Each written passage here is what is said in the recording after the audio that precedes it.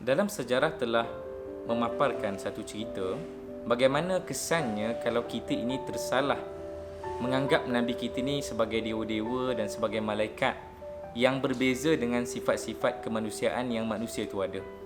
Kita lihat apa yang berlaku kepada kaum Nabi Nuh AS, yang mereka ini asalnya adalah kaum yang mengamalkan tauhid, yang percaya dan beriman kepada Allah Ta'ala kerana Nabi Nuh diutuskan kepada mereka.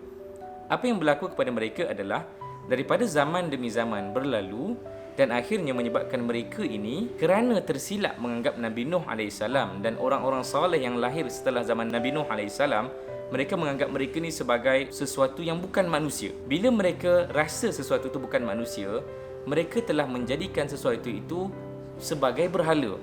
Maka diciptakanlah berhala yang namanya Wad, berhala yang namanya Suwa', berhala yang namanya Yaghus, Ya'uq dan Nasr. Inilah nama-nama berhala yang disebut dalam Al-Quran dalam surah Nuh. Siapakah mereka? Mereka sebenarnya manusia.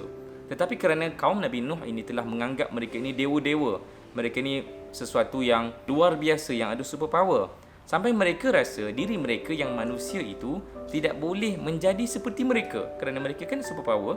Maka akhirnya nama-nama orang tadi itu akhirnya diberhalakan, dicipta sebagai patung-patung yang asalnya diletak di belakang, supaya setiap kali mereka ini solat, setiap kali mereka ini beribadah kepada Allah Ta'ala, datang khusyuk, datang semangat nak beribadah. Lama kelamaan, generasi demi generasi berlalu, akhirnya berhala ni bertukar daripada belakang ke kiri dan kanan, dan bertukar diletakkan di depan.